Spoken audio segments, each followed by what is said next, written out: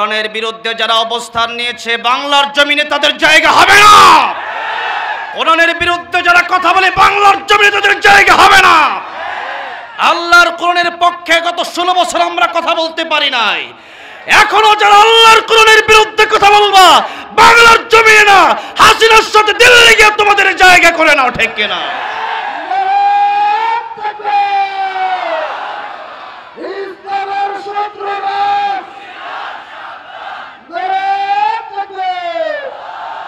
আমি মাহফিলে আসার আগেই শুনেছি এই কোরআনের মাহফিল যারা করেছে তাদেরকে জঙ্গি ট্যাগ দেওয়া হয়েছে। যারা কোরআনের কথা বলে, যারা কোরআনের পথে চলে, এদেরকে জঙ্গি ট্যাগ দেয় কারা? নবীকে জঙ্গিবাদী বলতো না, নবীকে পাগল আর জাদুকর বলতো আবু জেহেলেরা।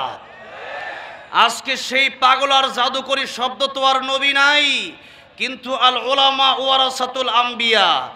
আজকে নবীর দায়িত্ব যারা পালন করছে, কোরআনের জন্য যারা কষ্ট করছে, আজকে দিকে দিকে বাংলাদেশের বিভিন্ন জায়গায় তারা যেহেতু কোরআনের কথা বললে তারা চুরি করতে পারবে না, ডাকাতি করতে পারবে না, মসজিদের টাকাগুলো মেরে খেতে পারবে না, মাদ্রাসার টাকাগুলো মেরে খেতে পারবে না, জনগণের রাস্তায় রোডের জায়গায় বাস দেওয়া যাবে না, চোর ডাকাতগুলো আলেমের বিরুদ্ধে জঙ্গিবাদ প্রচার হয়, যখন ঠিক না ঠিক। আজকে কোরআনের আলোচনা হবে, খোলাসা কথা হচ্ছে আল্লাহর কোরআনের আলোচনা যেখানেই হবে সেখানে যারা বাধা দিতে হবে আগে মাইর হবে, পরে জবাব হবে। আজ বাংলাদেশে 16টা বছর ধরে আল্লামা সাইদি রহমতুল্লাহ আলাইকে 13টা বছর কারাগারে ঢুকায় রাখা হলো। আল্লামা মামুনুল হককে তিনটা বছর কারাগারে ভোগ করানো হলো। আলেমদেরকে ফাঁসি দেওয়া হলো। আজকে আমরা প্রতিবাদ করতে পারি নাই বলেই আল্লামা সাইদির আলোচনা থেকে আমরা দীর্ঘ 13টি বছর বঞ্চিত ছিলাম। এই জন্য যেখানেই জুলুম সেখানেই কি হবে? প্রতিবাদ হবে। বাংলাদেশের যে কোনো থানা আছে, প্রত্যেকটা থানার কাছে আমি বলবো, আমি তো অনেক থানার অনেক ওসি সাহেব ডিসি সাহেবকে আমি ভালো করেই চিনি, বাংলাদেশের প্রায় এমপি মন্ত্রীকে আমি ভালো করে চিনি। ওসি সাহেবরা আপনাদের কাছে যখন চিঠি লিখতে যায়, মামলা লিখতে যায়, সাবধানের সাথে মামলা নেবেন। যারা কোরআনের পক্ষে থাকে এদের বিরুদ্ধে যদি মামলার চিঠি নেন আপনার অবস্থান ভালো হবে না, আপনার অবস্থান ঠিক থাকবে না, আপনি বিপদে পড়বেন। কোরআনের বিরুদ্ধে যারা অবস্থান নিয়েছে তারাই বিপদে পড়েছে, যোগের ইতিহাস সাক্ষী দেয়।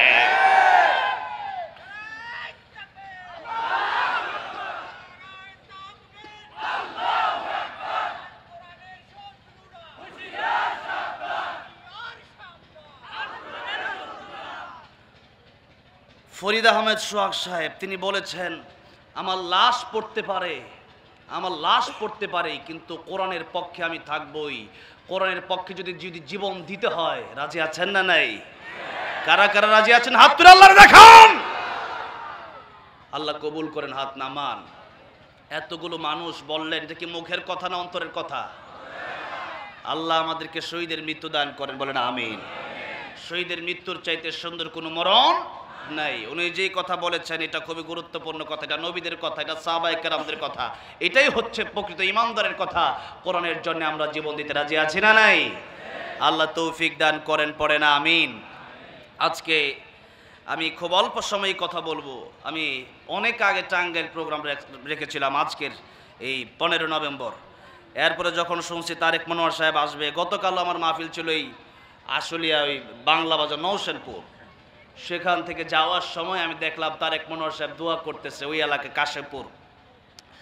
আমি ড্রাইভারকে বললাম তাড়াতাড়ি গ্লাস নামান, একটু শুনি, কালকে তো মাহফিল হয়তো শুনতে পারবো না, আজকে একটু শোনা যায়। ছোটোবেলা থেকে প্রায় 12-14 বছর আগে থেকে সর্বপ্রথম বেশি আলোচনা শুনতাম আল্লামা সাইদুর রহমতুল্লাহ আলাইহি, এরপর আলোচনা শুনতাম আল্লামা তারেক মনোয়ার সাহেবের। কি সুন্দর সুন্দর কথা তিনি বলে। আল্লাহ আল্লামা তারেক মনোয়ার সাহেবের হায়াতে তুমি বরকত দিয়ে দাও, বলেন আমিন। ওনার কণ্ঠ আরো দারাজ করে দাও, বলেন আমিন।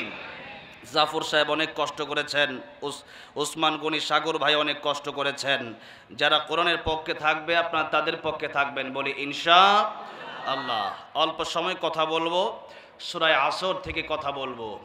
আল্লাহর নবী যখন মানুষকে কোরআনের দাওয়াত দিতে লাগলেন, আল্লাহর নবী যখন মানুষকে হক কথাগুলো বলতে শুরু করলেন, তখনই নবীকে তারা বলল নবী ক্ষতিগ্রস্ত হয়ে গেছে।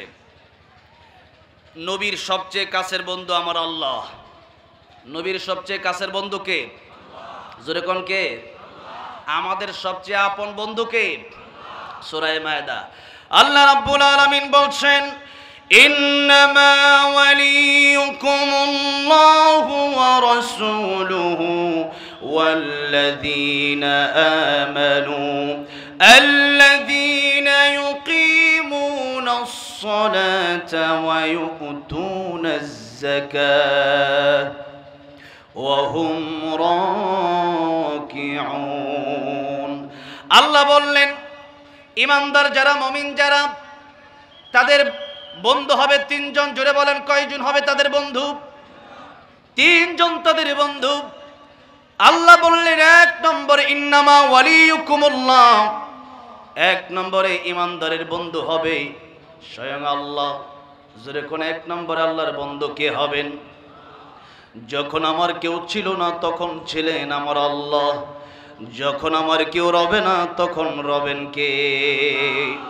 এই পৃথিবীতে আজ থেকে প্রায় 100 বছর পূর্বে এখানে আমরা কেউ ছিলাম না, তখন আমাদের বন্ধু ছিলেন আল্লাহ। মায়ের পেটের ভিতরে যিনি খাওয়ালেন তিনি কে? মায়ের বুকে দুধের ব্যবস্থা করলেন যিনি, তিনি কে? মায়ের বুকে দুধের ব্যবস্থা করলেন আমার আল্লাহ। আল্লাহ রাব্বুল আলামিন আয়াতের ভিতরে বলছেন, হাল আতা আলাল ইনসানি হিনুম মিনাদ দাহর লাম ইয়াকুন শাইআম মাযকুরা। মানুষ তো ছিল জিরো, কিছুই ছিল না বর্ণনা করার মতো। সেখান থেকে আমি আল্লাহ রাব্বুল আলামিন তারে বানায় দিলাম হিরো। ও দুনিয়ার মানুষেরা, একটু যদি কেউ চিন্তা করে, এক সময় ছিলাম আমি নাপাক পানির ভিতরে, তাও এক সময় ছিলাম না, ছিলাম শুধু রুহু। সেই বডির ভিতরে আল্লাহ রাব্বুল আলামিন রুহু দিলেন। এরপরে দুনিয়াতে আসলাম। হাত ছিল, পা ছিল, জবান ছিল, কিন্তু কথা বলার মতো শক্তি ক্ষমতা আমার ছিল না। হাত ছিল কিন্তু এই হাতে শক্তি ছিল না। পা ছিল কিন্তু পায়ের ভিতরে চলার মতো ক্ষমতা আমার ছিল না। আজকে আল্লাহ চলার ক্ষমতা দিলেন, আজকে আল্লাহ বলার ক্ষমতা দিলেন। এই বলা, এই চলা দুনিয়ার মানুষের জন্য হবে না, আমার আল্লাহর জন্য হবে। এবার আল্লাহ কি বলছেন? লাহুম কুলুবুন লা ইয়াফকাহুনা বিহা ওয়া লাহুম আ'য়ুনুন লা ইউবসিরুনা বিহা ওয়া লাহুম আযানুন লা ইয়াসমাউনা বিহা উলাইকা কাল আন'আমি বাল হুম আদাল উলাইকা হুমুল গাফিলুন। আল্লাহ তাআলা বলছেন, এই কলব দিলাম আমি আল্লাহ, জবান দিলাম আমি আল্লাহ, শোনার ক্ষমতা দিলাম আমি আল্লাহ। এই কলব দিয়ে আমার কোরআনকে তারা বোঝার চেষ্টা করল না। এই কান দিলাম, কোরআনের মাহফিলগুলো হলেই তাদের মনে হিংসার দাবানল শুরু হয়ে যায়। কোরআনের মাহফিলগুলো তারা শুনতেও চায় না, নিজেও শুনতে চায় না, আরেকজন শুনবে তাকেও শোনাতে চায় না। জবান দিলাম কোরআনের কথা বলার জন্য, কোরআন পড়ার জন্য, তা না বলে আরেকজনের গীবত বলে বলে বেড়ায়। একজন মানুষ ভালো মানুষ, তার বিরুদ্ধে অপবাদ দিয়ে বেড়ায়। তাদের ব্যাপারে আল্লাহ রাব্বুল আলামিন বললেন, উলাইকা কাল আন'আমি বাল হুম আদাল। তারা কুকুরের চেয়ে নিকৃষ্ট, শুকরের চেয়ে নিকৃষ্ট। অন্য আয়াতের ভিতরে আল্লাহ রাব্বুল আলামিন বললেন, ওয়ালাকাদ কাররামনা বনি আদম।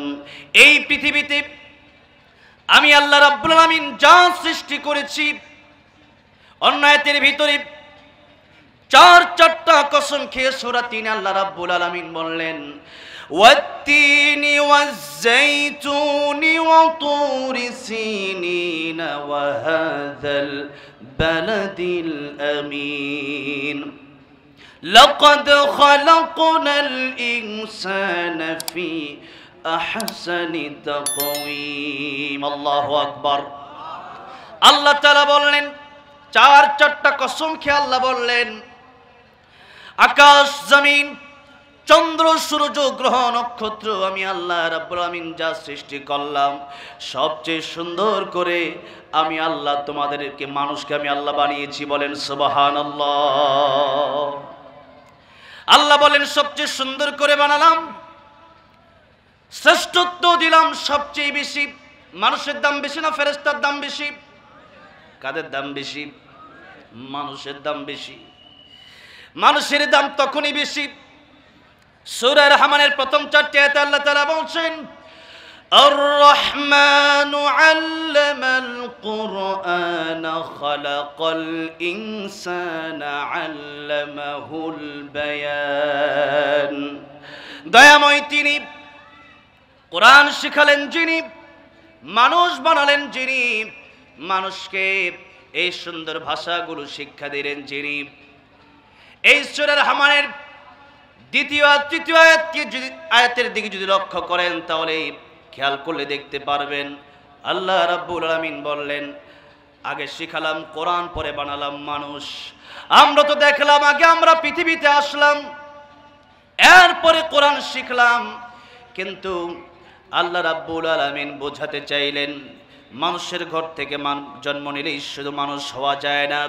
আসল মানুষ, গুণগত মানুষ, মানুষের মতো মানুষ হতে হলে কোরআনের শিক্ষা দরকার। জোরে বলেন আছে না নাই? কোরআনের শিক্ষা যদি দেশে না থাকে, কুকুরের যেমন বিয়ের দরকার নেই মানুষের বিয়ের দরকার হবে না, গরুর যেরকম বিয়ের দরকার নেই মানুষের বিয়ের দরকার হবে না। মানুষ মানুষের হক মেরে নেবে, চুরি ডাকাতি ছিনতাই হামলা মামলা মানুষের বিরুদ্ধে একজন আরেকজন লেগেই থাকা। কোরআনের এই আইন যদি চালু না থাকে তাহলে চুরি ডাকাতি হামলা মামলা সব হবে। আর এই দেশের ভিতরে যেদিন থেকে শুধু আমরা মুখে মুখে বললেই হবে না, সংসদের ভিতরে যেদিন আল্লাহর কোরআনের আইন চালু হবে সেই দিনই বাংলাদেশ শান্তিতে বসবাস করতে পারবে বাংলাদেশের মানুষ। এই জন্য বাংলাদেশের সংসদে কোরআনের আইন পাস করার দরকার আছে না নাই? আজকে বাংলাদেশে কোরআনের সংসদে কোরআনের আইন আছে না নাই? হ্যাঁ আছে। কালকে জিজ্ঞাসা করলাম আছে নাকি, কই আছে? কই আছে? আল্লাহ যে বললেন আস-সারিকু ওয়াস-সারিকাতু ফাকতাউ আইদিয়াহুমা, চোর চুরি করবে তার হাত কেটে দাও। ছেলে হোক মেয়ে হোক, পুরুষ হোক মহিলা হোক, চুরি করলে হাত কেটে দাও। আর বিগত 16 বছরে আপনারা শুনেছেন কিনা জানি না, আমি শুনেছি বাংলাদেশে সবচাইতে সামান্য বিচার ছিল চোরের বিচার, হালকা বিচার ছিল চোরের বিচার। এটা কোনো ধর্তব্যই না। আর বিগত 16 বছরে সবচেয়ে কঠিন বিচার ছিল তাদের জন্য যারা এই কোরআনের ময়দানে আল্লাহর কোরআনের কথাগুলো বলেছে। তাদেরকে ফাঁসি দেওয়া হয়েছে, তাদেরকে জেল দেওয়া হয়েছে, গরুর রশি বেঁধে বেঁধে তাদেরকে টানা হয়েছে, ঠিক কিনা বলেন? সবচেয়ে কঠিন বিচার তাদেরকে করা হয়েছে। গত 16 বছর যদি আল্লাহর কোরআন দিয়ে দেশগুলো চালানো হতো, গত 16 বছর যদি যারা চুরি করেছে একটা চোরকেও যদি বাইতুল মাকরমের সামনে হাজার হাজার মানুষের সামনে পত্র পত্রিকায় দিয়া, এরপরে সময় টিভি, যমুনা টিভি সবগুলা নিউজকে নিয়ে যদি এরপরে ভিডিও সহকারে একটা হাত কেটে দেওয়া হতো, এই দেশে চুরি বন্ধ হয়ে যেত। আজকে চোরের কোনো বিচারই ছিল না, ডাকাতের কোনো বিচার নাই। এদিকে ডাকাতিও করে, ওইদিকে ওসি সাহেবের সাথেও তলে তলে টেবিলে মারে, সবই আছে। পুলিশ কয় ঠিক আছে জেলে নিতেছি, জেলে নিয়ে যায়, 3 দিন পরে আবার চোর ডাকাত হইয়া বের হয়ে আসে না নাই? অথচ আল্লাহর কোরআনের কথা বলার কারণে মানুষ আল্লাহর ওলি হয়ে যায়। কি হয়ে যায়? আল্লাহর ওলি হয়ে যায়। ফুজাইল ইবনে আয়াজ রাহমাতুল্লাহ আলাইহি ডাকাতি করার পর রাস্তা দিয়ে হেঁটে যাচ্ছে গভীর রজনীতে। রাস্তার কিনারা থেকে কোন এক ঘর থেকে আল্লাহর কোরআনের একজন হাফেজ কোরআন শরীফ তেলাওয়াত করতেছে। আলাম ইয়ানি লিল্লাযীনা আমানু আন তাখশা কুলুবুহুম লিযিকরিল্লাহ।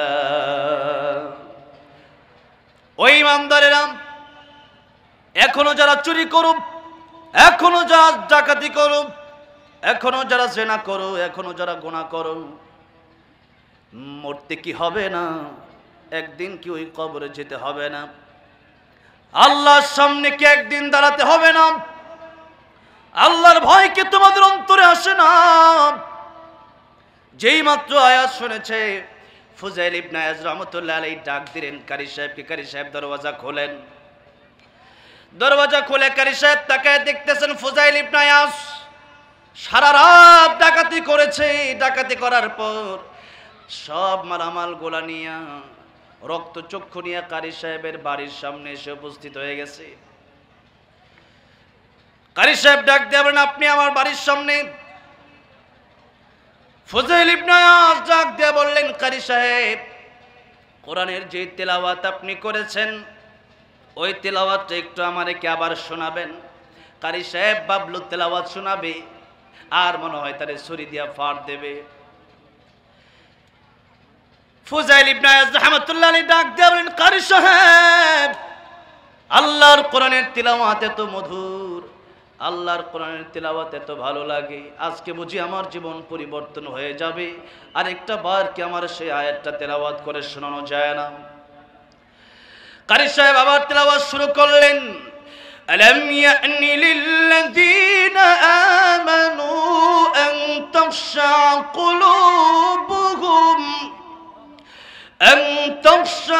কুলুবুহুম লিযিকরিল্লাহ।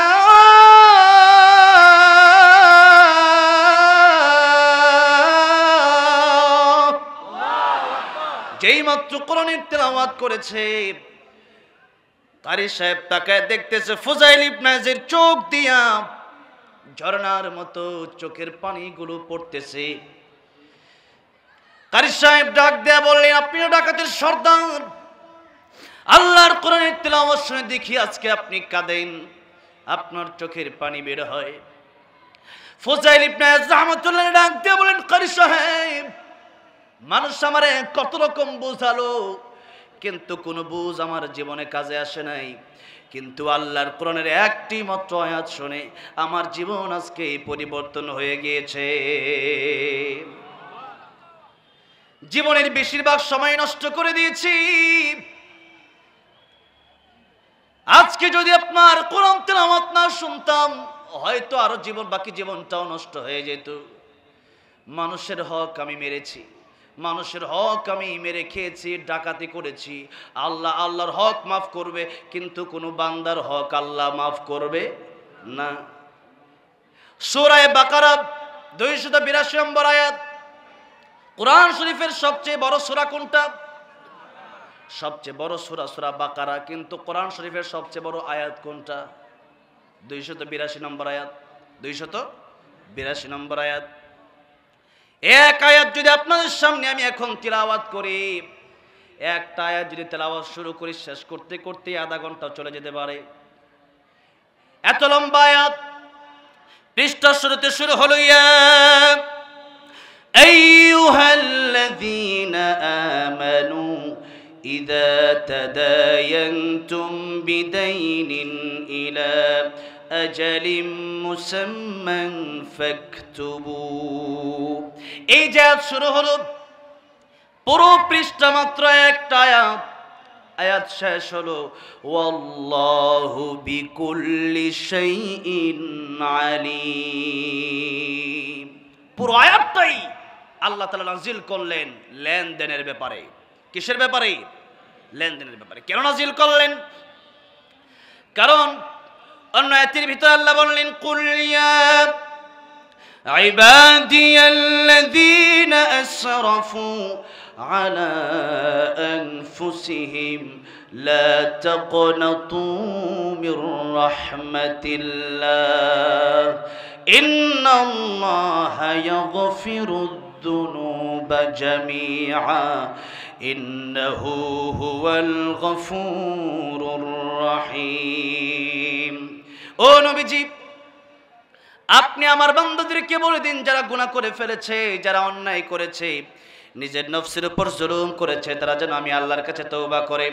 তুবু ইলাল্লাহি তাওবাতান নাসুহা, তওবার মতো তওবা যদি করতে পারি, আমি আল্লাহ জিন্দেগীর সব গুনাহ মাফ করে দেব। সুবহানাল্লাহ। কিন্তু মনে রাখতে হবে, আল্লাহর হক যদি নষ্ট করে ফেলেন, নামাজ যদি না পড়েন, রোজা যদি না রাখেন, এরপরে কোনো মিথ্যা কথা যদি বলে ফেলেন, এই সমস্ত গুনাহগুলো আমার আল্লাহ মাফ করে দিবেন যদি তওবা করতে পারেন। জিনা করে ফেলেছেন, মদ পান করে ফেলেছেন, নেশা করেছেন, আল্লাহর কাছে তওবা করলে আমার আল্লাহ রহমান, আমার আল্লাহ রাহিম, আমার আল্লাহ গফফার, আমার আল্লাহ মাফ করে দিবেন। কিন্তু একটা কথা ভালো করে মনে রাখতে হবে, বান্দার হক কখনো আমার আল্লাহ মাফ করবে না। বান্দার হক আল্লাহ মাফ করবে? কিয়ামতের ময়দানে মানুষ তাকায় দেখবি, এক একজন মানুষের আমল নামায় নামাজ ছিল, রোজা ছিল, হজ ছিল, দান সদকা ছিল, এরপরেও মানুষ তাকায় দেখবে তার জীবনে কোনো আমল নামা তার কাছে নাই। মিজানের পাল্লায় দেখবে নেকামলের পাল্লাটা হালকা হয়ে গেছে।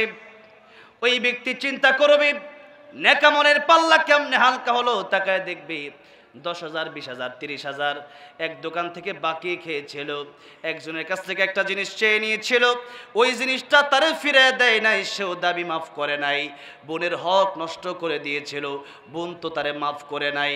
বোনের হক নষ্ট করে এরকম লোক আমাদের দেশে নাই নাকি? অভাব নাই? আমার দাদির কথাই যদি আমি বলি, আমার দাদির বিঘাকে বিঘা জায়গা ছিল, আমার দাদির বাইরে সব নিয়ে গেছে, দাদির এক আনাও দেয় নাই। এখন দাদি এখনো কান্দে। এখন আমার দাদি যদি কান্দে, আমি ওয়াজ করে আমার দাদির ভাইদেরকে বোঝাইতে পারি না, আপনাদেরকে আমি আর কি বোঝাবো? তবে একটা দায়িত্ব আমার আছে, ফাযাক্কির ইন্নামা আনতা মুযাক্কির লাস্তা আলাইহিম বিমুসাইতির। আল্লাহ বললেন, নবী যে আপনার দায়িত্ব হলো আপনি মানুষকে উপদেশ দেন, আপনি মানুষকে কোরআনের ওয়াজ শোনান। কোরআনের আলোচনা শোনার কারণে মানুষ ভালো হবে, তাদেরকে পিটালে ভালো হবে না। পিটানোর কারণে মানুষ ভালো হয় না, বরং আরো খারাপ হয়ে যায়। ঠিক কিনা বলেন? কিন্তু আল্লাহর কোরআনের কারণে দাওয়াত ও তাবলীগিয়া অসংখ্য অগণিত চোর ডাকাত আল্লাহর ওলি হয়েছে, এরকম ঘটনা আছে না নাই? এই জন্য বলতে চাই, যত আজ শুনবেন এগুলো ভালো করে বাড়িতে নিয়ে যান। এগুলো এখানে রেখে গেলে ওয়াজের কোনো লাভ নাই। ওয়াজ বাড়িতে নিয়ে যান। আর যদি আপনি বাবা হয়ে থাকেন, ছেলেকে জায়গা দিয়ে দিলেন, মেয়েকে জায়গা দিলেন না, মেয়ের জায়গা ছেলেকে দিয়ে দিলেন। ছেলেকে দেওয়ার পর এই মেয়েটাকে বললেন তোমার জন্য দোয়া করে দিলাম। আপনি বাবা হয়ে তো এই কথা বলতে পারেন না, হক তো আপনি দিবেন না। হক দিয়েছেন কে? হক দিয়েছেন কে? হক দিয়েছেন আল্লাহ। আপনি কিসের দোয়া করবেন? দোয়া তো আপনি বাবা মা হিসাবে করবেন, এমনি করবেন। জোরে ঠিক সে ঠিক না? ঠিক। দোয়া তো আপনি এমনি করবেন, তবে আগে তার হক দেওয়ার পরে তার জন্য দোয়া করতে হবে। ঠিক কিনা? হক দেওয়া নাই, বড় ভাই হয়েছেন, বছরকে বছর বোনের জমি ঘোরাচ্ছেন, বোনের জমি দেন না, কোনো টেনশন নাই। যদি কোনো বোনেরা শোনে আপনাদের কোনো টেনশন নাই। এই দুনিয়াতে টাকার গরমে হয়তো বিচার হয় না, কিয়ামতের ময়দানে ইনসাফের বিচার আমার আল্লাহ কায়েম করবেন কি করবেন না? মানুষের হকের কারণে অনেক ইবাদত করেছেন, হজ করেছেন, যাকাত দিয়েছেন, এত ইবাদত কিয়ামতের ময়দানে কাজে আসবে না যদি মানুষের হক মেরে খান, মানুষের বিরুদ্ধে গীবত করেন। এই জন্য মানুষের হক আমার আল্লাহ মাফ করবে না। ফুজাইল ইবনে আয়াজ রাহমাতুল্লাহ আলাইহি চিন্তা করলেন, এত বড় অন্যায় আমি করেছি, এত বড় অপরাধ আর করেছি, যেই অপরাধ আমার আল্লাহ মাফ করতে পারে না। এই জন্য মানুষের হক নিয়ে নিলে পরে আবার তার হক ফেরত দিতে হবে, অথবা তার কাছ থেকে ক্ষমা নিতে হবে, তবেই আপনার আল্লাহ মাফ করবে। এছাড়া মাফ পাওয়ার কোনো সুযোগ নাই। আমার ভাইরা, আমার বন্ধুরা, আমার মুরব্বী বাবাজিরা, বলতেছিলাম আল্লাহ রাব্বুল আলামিন বললেন, ও দুনিয়ার মানুষেরা, এক নম্বরে তোমাদের বন্ধু হলাম আমি আল্লাহ, দুই নম্বরে ওয়া রাসূলুহু, দুই নম্বরে তোমাদের বন্ধু হবে আমার রাসূল। দুই নম্বরে আমাদের বন্ধু কে হবেন? আল্লাহ রাসূল। যেই নবীর কারণে ইসলাম পেয়েছি, কোরআন পেয়েছি, দিন পেয়েছি, সেই নবী আল্লাহর পরে আমাদের বন্ধু। এই জন্য নবী বললেন, লা ইউমিনু আহাদুকুম হাত্তা আকুনা হাব্বা ইলাইহি মিন ওয়ালিদিহি ওয়া ওয়ালাদিহি ওয়ান নাসি আজমাইন। তোমাদের জীবনের চাইতেও বেশি আমি নবীকে ভালোবাসতে হবে। রাজি আছে না নাই? নবীকে জীবনের চাইতে বেশি ভালোবাসার দরকার আছে না নাই? এই জন্য বাংলাদেশে দেখবেন ব্যক্তিগত আক্রমণ আসলে আমরা অনেক সময় চুপ করে থাকি, আমরা কথা বলি না, প্রতিবাদ করি না। কিন্তু বাংলার জমিনে আল্লাহ রাসূলের বিরুদ্ধে কথা বললে জিহ্বা টেনে ছেঁড়া হবে, ছাড় দেওয়া হবে না। মুসলমান, আল্লাহর নবীর বিরুদ্ধে কথা বললে আর চুপ থাকা যায় না। আবু বকর সিদ্দিক রাদিয়াল্লাহু আনহু, আল্লাহ যখন এই আয়াত নাজিল করলেন সূরা হাদীদের, মান দাল্লাযী ইউকরিদুল্লাহা করদান হাসানা, কি আসো আমি আল্লাহর ঋণ দিবা? আল্লাহর ঋণ দিবেন? আল্লাহর ঋণ দিব মানে আল্লাহ কি ফকির নাকি? হ্যাঁ, এখন আল্লাহর ঋণ দিব মানে ঋণ তো আল্লাহ চাইলেন মানে আমার মসজিদে দাও, মাদ্রাসায় দাও, গরিব দুঃখীকে দাও, এটাই আমি আল্লাহকে দেওয়া হবে। আমি আল্লাহ রাব্বুল আলামিন তোমাকে এর উত্তম প্রতিদান দান করব। সুবহানাল্লাহ। এখন এই কথাটা ইহুদি আবু বকর সিদ্দিকের সামনে বললেন। এতদিন ভেবেছিলাম মুহাম্মদ ফকির, এখন দেখি তার আল্লাহ ফকির। নাউজুবিল্লাহ। কোন আবু বকর সিদ্দিক রাদিয়াল্লাহু আনহু নরম না গরম? আরহামু উম্মতি বি উম্মতি আবু বকর। আবু বকর সিদ্দিক রাদিয়াল্লাহু আনহু এত নরম মানুষ, তিনিও সহ্য করতে পারলেন না। তিনি কষা একটা থাপ্পড় মেরে দিলেন। যে মাত্র মারছে থাপ্পড় পড়ে গেছে নিচে, কারণ এটা তো সাধারণ দেহের থাপ্পড় না, এটা ইমানের পাওয়ার। যেরকম ঠিক না বে ঠিক? সব থাপ্পড়ের পাওয়ারে হয় না। আবু বকর সিদ্দিক রাদিয়াল্লাহু আনহু এক থাপ্পড় মারছে, পড়ে গেছে। আবু বকর সিদ্দিক চিন্তা করছে আরেকটা থাপ্পড় দিব, যদি উঠে আসে। এখন আর উঠে নাই, শুধু এইভাবে টেরা চোখে তাকায়। আবু বকর সিদ্দিক রাদিয়াল্লাহু আনহু চলে গেলেন। এরপরে ইহুদি চিন্তা করলো একটা প্যাচ লাগায় দেই, নবীর কাছে গিয়ে বিচার দিছে, ইয়া রাসূলুল্লাহ, ইয়া হাবিবাল্লাহ, আপনার আবু বকর আমারে থাপ্পড় মারছে। নবী বলেন, আবু বকর মনে হয় থাপ্পড় দেয় নাই, কারণ আরহামু উম্মতি বি উম্মতি আবু বকর, আমার আবু বকর তো বড় নরম মানুষ। থাপ্পড় মনে হয় আসাদ্দুহুম ফি আমরিল্লাহি ওমর, ওমর মনে হয় থাপ্পড়টা দিচ্ছে, কারণ শক্ত তো ওমর। ইহুদি কয়, ইয়া রাসূলুল্লাহ, আমি ওমরকেও ভালো করে চিনি, আবু বকরকেও ভালো করে চিনি, আমার আবু বকরই থাপ্পড়টা দিয়েছে, এই বিচার আপনার করতেই হবে। নবীজি চিন্তা করলেন আবু বকর থাপ্পড় দিলে এমনি দেয় নাই, কিন্তু এরপরও নবীর বিশ্বাস হচ্ছিল না। বলল, ইহুদির, যেহেতু তুমি ইসলামের কোর্টে এসেছো, বিচারের বেলায় মুসলিম ইহুদি সমান অধিকার পাবে, কোনো সমস্যা নাই, বিচার হবেই হবে। এমন সময় আবু বকর সিদ্দিক রাদিয়াল্লাহু সামনে আসলেন, ইয়া রাসূলুল্লাহ, ইয়া হাবিবাল্লাহ, আপনি আমারে একবার অনুমতি দেন, তার আরেকটা থাপ্পড় আমি দেই। সুবহানাল্লাহ। কোন নবীজি বলেন, আবু বকর, এতক্ষণ আমি বিশ্বাস করি নাই, এখন যখন তুমি আবার আসছো থাপ্পড় দেওয়ার জন্য, এখন আমার বিশ্বাস করতে আর বাকি নেই, আগের থাপ্পড়টা তুমি দিয়েছিলে। আবু বকর বলেন, ইয়া রাসূলুল্লাহ, ইয়া হাবিবাল্লাহ, আগের থাপ্পড়টা আমি দিয়েছিলাম। নবীজি বলেন, আবু বকর, কেন থাপ্পড় দিলাম? ইয়া রাসূলুল্লাহ, ইয়া হাবিবাল্লাহ, আপনার বিরুদ্ধে কথা বলেছে, আমি আবু বকর ব্যক্তিগত আক্রমণ করলে, আমার মারলেও আমি হয়তো কিছু বলতাম না, কিন্তু আপনি নবীর বিরুদ্ধে কথা বলেছে।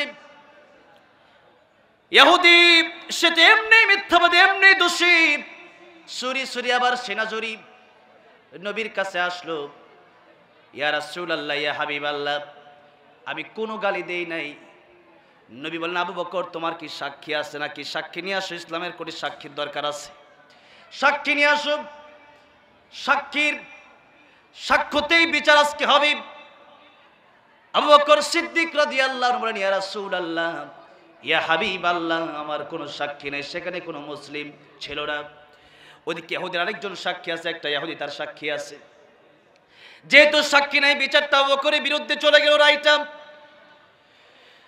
নবীজি বললেন, বিচারের জন্য রেডি হয়ে যাও বকর।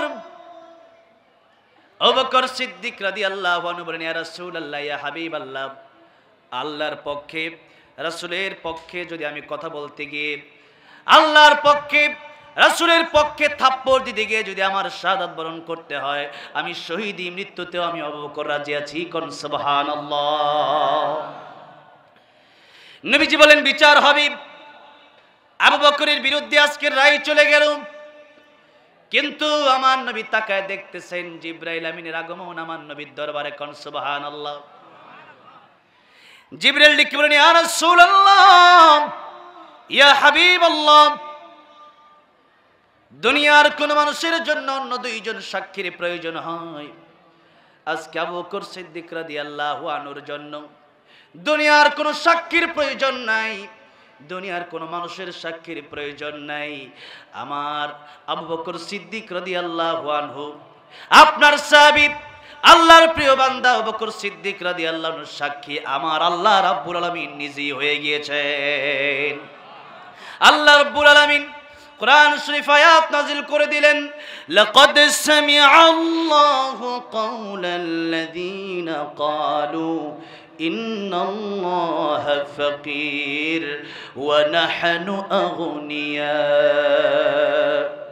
আল্লাহ বললেন, ও আমার বন্ধু, আমার হাবিব,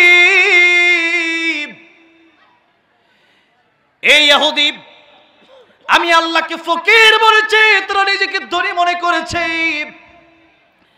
এটা সেই ইহুদি যে বলেছে, এটা দুনিয়ার কোনো মানুষ না শুনলেও আমি আল্লাহ শুনেছি। এবার বলেন, আমার আল্লাহর চাইতে উত্তম সাক্ষী আর হতে পারে নাকি? আর সাক্ষীর প্রয়োজন নেই। যেই কথা আমার বলার উদ্দেশ্য হলো যে আমরা সাধারণত নিজেদের বিপক্ষে কথা আসলে পরে আমরা চুপ থাকলে অসুবিধা নেই। আমাদের বাবা মা নিয়ে কথা বললে হয়তো আমরা চুপ থাকতে পারি, কিন্তু আল্লাহর নবী, বিশ্ব নবী রাহমাতুল লিল আলামিন, যেই নবীর উসিলায় ধর্ম পেলাম, যেই নবীর উসিলায় দ্বীন পেলাম, যেই নবীর উসিলায় ইসলাম পেলাম, যেই নবীর উসিলায় কোরআন পেলাম, সেই নবীকে জীবন দিয়া ভালোবাসার দরকার আছে না নাই? আমার ভাইরা, আমার মুরব্বী বাবাজিরা বলতেছিলাম, 2 নম্বর বন্ধু হবে আমার রাসূল, 3 নম্বর হবে ইমানদার। লম্বা চূড়া কথা। আল্লাহ রাব্বুল আলামিন বললেন, আমার নবীর সবচাইতে প্রিয় বন্ধু আমি আল্লাহ। কাফির বেঈমানেরা যখন এই কথা বলতে লাগলো, নবী ক্ষতিগ্রস্ত হয়ে গেছে। কেন ক্ষতিগ্রস্ত হয়ে গেল? নবী যখন বললেন, তোমরা মেনে নাও লা ইলাহা ইল্লাল্লাহু মুহাম্মাদুর রাসূলুল্লাহ সাল্লাল্লাহু আলাইহি সাল্লাম, নবীজি যখন এক আল্লাহর দাওয়াত দিলেন, তখন তারা বলল, ঠিক আছে, তোমরা ইয়া রাসূলুল্লাহ, ইয়া হাবিবাল্লাহ, মানলাম আল্লাহ আপনি আল্লাহ রাসূল, আপনি একটা কাজ করেন, আপনি আমাদের ধর্মে কিছুদিন আসেন আর আমরা আপনার ধর্মে কিছুদিন যাই। মানে আপনিও কিছুদিন আমাদের সাথে মূর্তির পূজা করবেন আর আমরাও কিছুদিন আপনার সাথে নামাজ রোজা সব করব। নবী বললেন, ইসলাম এসেছে বিজয় হওয়ার জন্য, ইসলাম কখনো পরাজয় বরণ করতে পারে না। সুতরাং ইসলাম এমন নয় আজকে একদিকে কালকে একদিকে। দীর্ঘ 16 বছর আওয়ামী লীগ, এখন হয়ে গেলাম বিএনপিটা ইসলাম নাকি? এটা হলো মুনাফিক। এগুলা কি? লা ইলাহা উলা ওয়ালা ইলাহা উলা, সুবিধাবাদ জিন্দাবাদ। দীর্ঘ 16 বছর অনেক লোককে আমরা দেখেছি যারা আওয়ামী লীগের 5টা গোলাম ছিল, এখন বলে আমরা ইসলামের পক্ষে আছি, এখন বলে আমরা বিএনপির পক্ষে আছি। একটাও জায়গা দেবেন না, তাদের কোনো জায়গা হতে পারে না। এতদিনও কোরআনের বিরুদ্ধে আইন চালু করতে চেয়েছে, এখনো কোরআনের বিরুদ্ধে কথা বলতে চায়, আছে না নাই? তবে দলটা শুধু পাল্টাইছে। এতদিন সুযোগ গ্রহণ করছে তাদের, এখন সুযোগ গ্রহণ করতে চায় তাদের। কয়েকদিন আগে টাঙ্গাইলে এক প্রোগ্রামে গেলাম, লতিফ সিদ্দিকী সাবেক মন্ত্রী আসছে আমার আগে ওয়াজ করার জন্য। আয়েশা কয় আমার কোনো পাপ নাই, ইসলামের উপর দিয়ে কোনো লেবাস নাই। আমি বললাম ইসলাম নাই মানে? ইসলাম তো পূর্ণাঙ্গ একটা জীবন বিধান।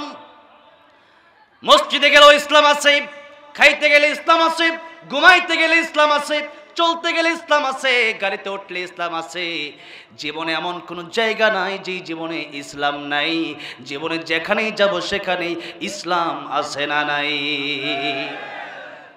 আমি বললাম যারা এতদিন আওয়ামী লীগের সুযোগ সুবিধা গ্রহণ করেছে এরা এখন যে কথাই বলুক না কেন, কমপক্ষে কোরআনের ময়দানে এদের কোনো জায়গা হতে পারে না। কোন নাস্তিক কোরআনের ময়দানে কথা বলতে পারে না, কোন বেঈমান আওয়ামী লীগের বাচ্চারা কোরআনের ময়দানে কথা বলতে পারবে না, ঠিক না?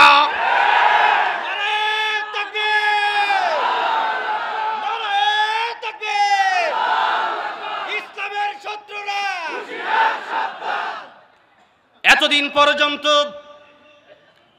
ছিলা তাদের পক্ষে হইয়া কোরআনের আইন বন্ধ করতে চেয়েছ, এখনো কোরআনের আইন বন্ধ করতে আসবা। আল্লাহ এদের ব্যাপারে বলছেন জাহান্নামের সবচেয়ে তলদেশে থাকবে তারা, জাহান্নামের সবচেয়ে কঠিন শাস্তি হবে তাদের।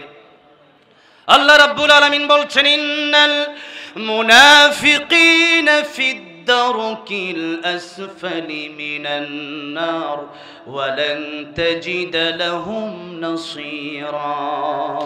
কিয়ামতের ময়দানে এই মুনাফিকগুলা যারা সুবিধাবাদ জিন্দাবাদ, যখন ইসলামের পক্ষে থাকলে দেখে সুবিধা তখন মাহফিল আইসা দোয়া চায়, আবার যখন দেখে বুটের দরকার তখন মন্দিরে গিয়ে উলু উলু করে আসে না নাই? এরকম লোকদের ব্যাপারে আল্লাহ বলেন ওগো নবীজি কিয়ামতের ময়দানে তারা জাহান্নামের সবচেয়ে নিকৃষ্ট জায়গায় যাবে, জাহান্নামের সবচেয়ে তলদেশে থাকবে তারা। আর ওয়ালান তাজিদ লাহুম নাসীরা, কিয়ামতের কঠিন ময়দানে এদের জন্য কোনো সাহায্যকারী খুঁজে পাওয়া যাবে। এই মুনাফিক অনেক বন্ড হুজুর ছিল মুনাফিক, ওপর দিয়া তারা জুব্বা পড়েছে, ওপর দিয়া তারা পাগড়ি পড়ছে। এখন নবীজির যুগের কথা যদি আমি বলি, জিবরাইল আলাইহিস সালাম লিস্ট নিয়ে আসলেন, ইয়া রাসূলুল্লাহ ইয়া হাবিবাল্লাহ, এই যে মুনাফিকের লিস্টটি নবী দেখলেন। এক নম্বরে যার নাম আব্দুল্লাহ ইবনে উবাই, ওইটা দেখা যায় পাগড়িও পরে দাড়িও আছে, জুব্বাও আছে। নবী কই ও কেমনে মুনাফিক? জিবরাইল কয় ইয়া রাসূলুল্লাহ মুনাফিকি উপর দিয়ে থাকে না, মুনাফিকি থাকে তলে তলে। এই যে আমাদের দেশে দেখবেন অনেক লোক আছে উপর দিয়ে অনেক ভালো সাজে, তল দিয়ে জনগণের ক্ষতি করার জন্য আপ্রাণ চেষ্টা করে যাচ্ছে, এরকম মুনাফিক আছে না নাই? এদেরকে ভালো করে চিনেন, ভালো করে জানেন।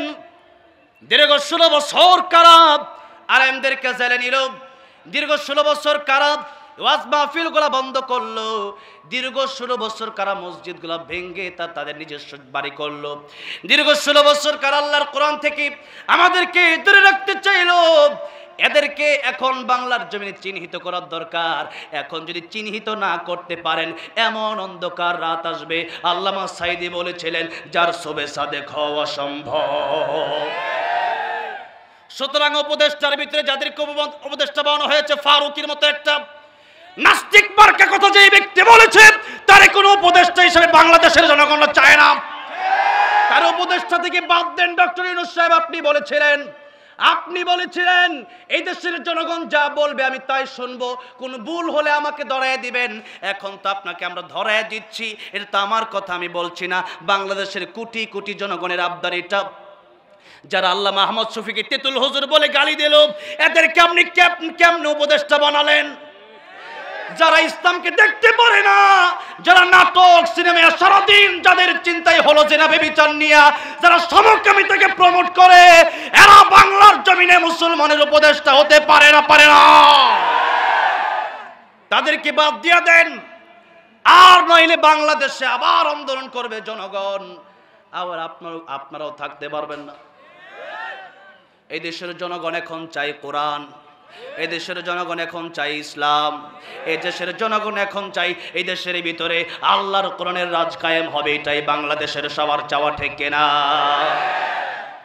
আল্লাহর কোরআনের পক্ষে যারাই কথা বলে তারাই সত্য কথা বলে। এই জন্য প্রতিদিন আলোচনা করছে ইউটিউব, ফেসবুক, টেলিভিশনে আপনি কি আলোচনা শুনতে পারছেন না? বাংলাদেশের মানুষ তাকে চায় না। এই জন্য নেতা হবে তিনি, ইসলামের পক্ষে কথা বলবেন যিনি, ইসলামের বিরুদ্ধে যাবে, কোরআনের বিরুদ্ধে যাবে, নেতা থেকে লাথি মেরে সরায় দিতে হবে। যেরকম মুসলমান, ঠিক না বেঠে? কোরআন যে পড়তে পারে না সে নেতা হতে পারবে না। নেতা হওয়ার প্রথম শর্তই দিতে হবে আপনার কোরআন পড়তে পারা লাগবে। কি পড়তে পারা লাগবে? কোরআন পড়তে পারা লাগবে। কয়েকদিন আগে এক নেতা আমির হামজা সাহেবের স্টেজে এসে কোরআন তেলাওয়াত করতেছে ভুল। আমি টাঙ্গাইল দিয়ে এক মাহফিলে যাচ্ছিলাম, কোটটাই পারে একজন নামাজের ইমামতিতে দাঁড়ায় গেলেন, আমিও তার পিছনে গিয়ে নামাজের ইমামতিতে দাঁড়ায় গেলাম। তিনি পড়ছেন কুল হুয়াল্লাহু আহাদ। কি হবে? কুল হুয়াল্লাহু আহাদ। কই আহাদ মানে একক, আর কই আহাদুন মানে ওয়াদা। কত অর্থের দিকে একটু লক্ষ্য করেন, কি পরিবর্তন হয়েছে। এই সূরা একবার পড়লেই 10 পারা কোরআন খতমের সওয়াব, 3 বার পড়লে 1 খতম কোরআন শরীফের সওয়াব আল্লাহ দিয়ে দেয়। সুবহানাল্লাহ। 3 বার পড়লে 1 খতম কোরআনের সওয়াব আল্লাহ দিয়ে দেয়। কিন্তু এটা যদি আপনি ভুল পড়েন, আল্লাহ খুশি হবে না নারাজ হবে? আমার নাম জুবাইর আহমদ তাশরিফ, আপনি যে আমার কোন তাশরিফ পেয়া কি আমি খুশি হব না রাগ করবো? তো আল্লাহর কালাম যদি আপনি উল্টা পাল্টা পড়েন, আল্লাহ খুশি হবে না আল্লাহ রাগ করবে? সুতরাং কোরআন শরীফ যদি আপনি না পড়েন, আপনি নেতা হবেন কেমনে? নেতা হইল ইমাম। নেতাকে নেতা ইমাম, কিন্তু সেই ইমামরা আমরা চলটু বল্টু মনে করি যে হুজুর ইমাম, এটা কালেকশন করে কোন চলবো খালি। কিন্তু আরব আমিরাত, মিডল ইস্টের প্রায় প্রত্যেকটা দেশে আমার জন্য ভিসা ফ্রি। আমি তো প্রায় সময় সেখানে যাই, কাতারে যাই।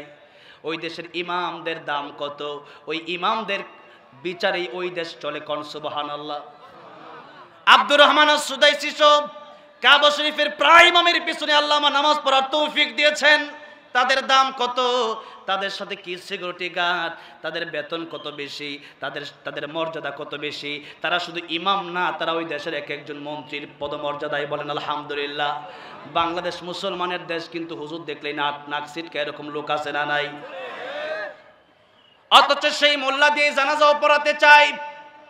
ও মুসলমান, এই জন্য ইমাম দেখলে, মুয়াজ্জিন দেখলে, আলেম দেখলে নাক ছিটকাবেন না।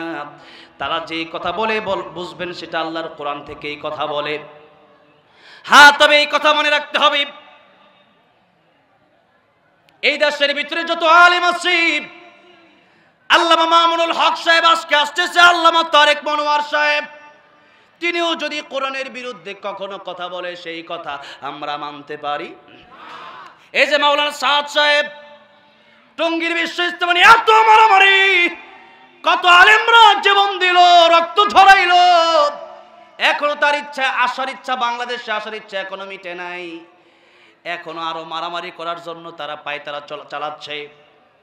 অথচ সেই মাওলানা সাদ সাহেব 20 থেকে 30টি এমন কথা বলেছে, এর মধ্যে এটাও বলেছে ইমামতি করে যে টাকা নেই, এটা নাকি বেশ্যা নারী যেই টাকা নেয় এর চেয়ে নিকৃষ্ট। জোরে কর নাউজুবিল্লাহ।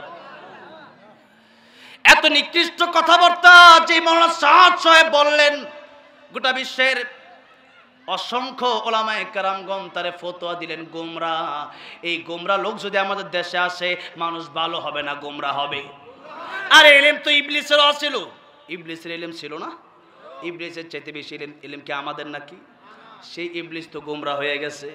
তাহলে এলেম বেশি হইলে যে মানতে হবে সেটা এরকম না। বড় আলেম হতে পারে, কিন্তু যেদিন থেকে আল্লাহর কোরআনের বাইরে চলে যাবে, সেদিন সেই আলেমকেও আর আমরা কোনোদিন মানবো না। যতদিন পর্যন্ত কোরআনের পক্ষে কথা বলবে, আমরা মিলাবো কোরআনের সাথে ঠিক আছে না নাই। কোরআনের সাথে ঠিক নাই, তার কথা কখনো শোনা যাবে না। নবীজি বললেন, ও দুনিয়ার মানুষেরা বলো লা ইলাহা ইল্লাল্লাহ, এক আল্লাহ ছাড়া আর কোনো ইলাহা নেই। তোমরা যেই মূর্তির সামনে মাথা নত করো, ওই মূর্তি আল্লাহ রাব্বুল আলামিন বলছেন, ইন্নাল্লাযীনা তাদউনা মিন দুনিল্লাহি লা ইয়াখলুকু যুবাবান ওয়ালাউ ইজতামাউ লাহু ওয়া ইয়াসলুবহুমুয যুবাবু শাইআন লা ইয়াস্তানকিযুহু মিন দুআফাত তালিব ওয়াল মাতলুব। আল্লাহ বলছেন, আমি আল্লাহকে বাদ দিয়া ওই মূর্তির সামনে যারা পূজা করে, এদের মূর্তি কত দুর্বল, আর একটা মশা মাছিও বানাতে পারে না। এমনকি তাদের সামনে থেকে যখন দুধ কলা দেওয়া হয় তখন একটা মাছ এসে যখন তাদের সামনে দুধ কলা খায়, আমাদের হাত কয়টা? হ্যাঁ, 2টা, আর মূর্তির হাত হলো 10টা। এই 10টা হাত দিয়েও তারা সেই মূর্তিটা মাছিরা সরাইতে পারলো না। আল্লাহ বলেন দাউফাত তালিব ওয়াল মাতলুব, ও মানুষ তোমরাও দুর্বল আর মূর্তি তোমাদের চাইতে আরো বেশি দুর্বল, ঠিক কিনা জোরে কোন? আমরা তো হাঁটতে পারি, চলতে পারি, আর ওই মূর্তিকে পিকআপ দিয়া করে মন্দিরে নেওয়া লাগে। তাহলে আমরা সবল না মূর্তি সবল? আমরা সবল আর মূর্তি দুর্বল। আল্লাহ বলেন দাউফা। এখন আল্লাহ বলেন দাউফাত তালিব, তালিব মানে যে চায়, আর মাতলুব মানে যার কাছে চাওয়া হয়। আল্লাহ বলেন আমি আল্লাহ ছাড়া যার কাছে মানুষ চাই সেও দুর্বল, আর যার কাছে চাই সেও দুর্বল, একটা মাছিও তাড়াতে পারে না। আর আমরা কত দুর্বল, বেলেট দিয়া পুষ দিলে সাথে সাথে এখন জাগাই ব্রেক, গাড়ি একটা উপর দিয়া উঠাইলি শেষ। ইন্নাস সাআতা আতিয়াতুন আকাদু উখফিহা লিতুজজা কুল্লু নাফসিন বিমা তাসআ। আল্লাহ বললেন কিয়ামত আসবে, এটা আমি আল্লাহ গোপন করে রাখলাম। নবী বলেন কিয়ামতের অর্থ 2টা, একটা কিয়ামতে সুগরা আর একটা হলো কিয়ামতে কুবরা। কিয়ামতে কুবরা হলো যেটা বড় কিয়ামত হবে ইসরাফিল আলাইহিস সালামের সিংহার ফুৎকার দেওয়ার পরে, আর ছোট কিয়ামত নবীজি বলেন মান মাতা ফাকাদ কামাত কিয়ামাতুহু, যেদিন তুমি মরবা সেদিন থেকে তোমার কিয়ামত শুরু হয়ে যাবে। অন্য হাদিসে নবী বললেন আল কবরু রাউযাতুম মিন রিয়াজিল জান্নাহ আও হুফরাতুম মিন হুফারিন নার। কবরটা কারো জন্য জান্নাতের বাগান হয়ে যাবে, আর কারো জন্য জাহান্নামের গর্ত হয়ে যাবে। ও মুসলমান, মৃত্যুর সময় থেকে শুরু হয়ে যাবে আযাব আর গজব। আর যদি ভালো মানুষ হন, ওয়াল্লাযীনা আমানু আশাদ্দু হুব্বাল লিল্লাহ, আল্লাহর যদি ভালোবেসে যেতে পারেন, নবীকে যদি ভালোবেসে যেতে পারেন, কোরআনের পক্ষে যদি জীবনটা দিয়ে দিতে পারেন, আমার আল্লাহ বলেন ফেরেশতারা তার জন্য জান্নাতের গালিচা বিছায় দাও, তার জান্নাতের পোশাক পরায় দাও। সেই ব্যক্তি হাজার হাজার বছর ঘুমাবে, ইসরাফিল আলাইহিস সালাম সিংহার ফুৎকার দিবে, ওই ব্যক্তি উঠে বলবে কে আমার ঘুম ভাঙালো। এত সুন্দর জীবন হবে মৃত্যুর পরের জীবন। আর যদি কোরআনের বিরুদ্ধে চলেন, দুনিয়াতেও অশান্তি, খাসিরাত দুনিয়া ওয়াল আখিরা, দুনিয়াও শেষ আখিরাতও শেষ। আল্লাহর নবী বিশ্বনবী রাহমাতুল লিল আলামিন বলেন ও আমার উম্মতেরা, ওই মূর্তির পূজা বাদ দাও, ওই মূর্তি তোমাদেরকে কিছুই দিতে পারবে না, আল্লাহ ছাড়া কারো কাছে মাথা নত করবা না। যেই মাত্র এই কথা বলেছে কাফিররা বলল মুহাম্মদ ক্ষতিগ্রস্ত হয়ে গেছে, নাউযুবিল্লাহ। বলল মুহাম্মদ সাল্লাল্লাহু আলাইহি সাল্লাম তোমাকে বাড়ি দেওয়া হবে, গাড়ি নারী যা চাও সব দেওয়া হবে। রাসূল সাল্লাল্লাহু আলাইহি সাল্লাম বলেন সব দিবা, এই দুনিয়া তাম পৃথিবীটা আমার দিয়ে দিবা।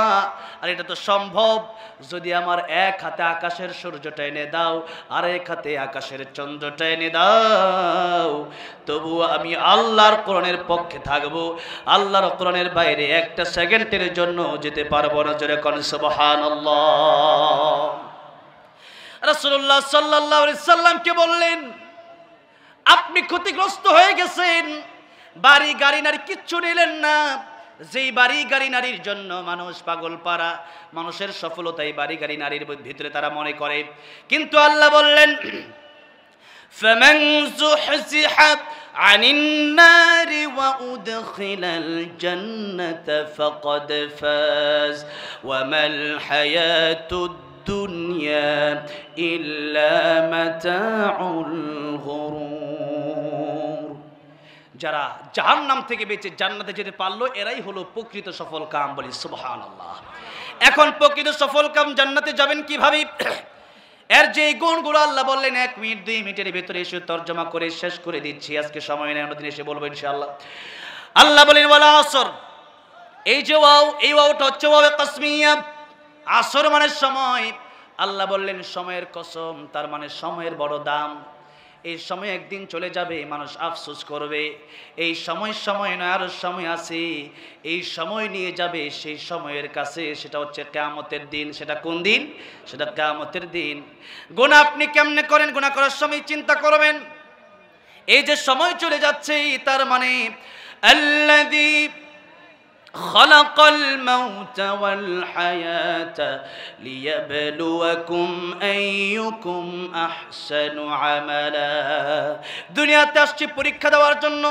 পরীক্ষার সময় বড় বেশি না, বড় অল্প।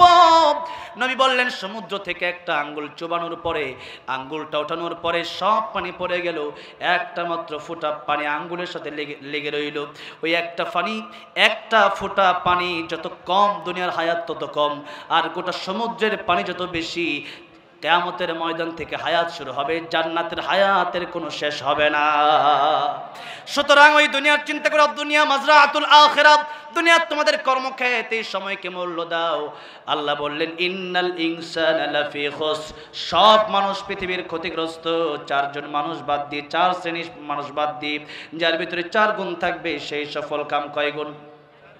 ইল্লাল্লাযীনা আমানু, যারা ঈমানদার, ওয়া আমিলুস সালিহাত, যারা নেক আমল করবে, ওয়া তাওয়াসাউ বিল হক, আর ঈমান এনে নাম আর আমল করে এটা বসে থাকলে হবে না, এটা অপর ভাইকে দাওয়াত দেওয়ার দরকার আছে না নাই? দিতে হবে। 4 নম্বরে এই দাওয়াত দিতে গেলে পরে হামলা, মামলা, জেল জুলুম আসবে, তা সহ্য করে নিতে হবে। ওয়া তাওয়াসাউ বিস সবর, ধৈর্য ধারণ করতে হবে। এই ধৈর্য পর্যন্ত যারা ধারণ করতে পারবে, আল্লাহ বলেন ওয়াবাশশিরিস সাবিরিন, তাদেরকে আমার জান্নাতের সুসংবাদ আমি আল্লাহ দিয়ে দিলাম।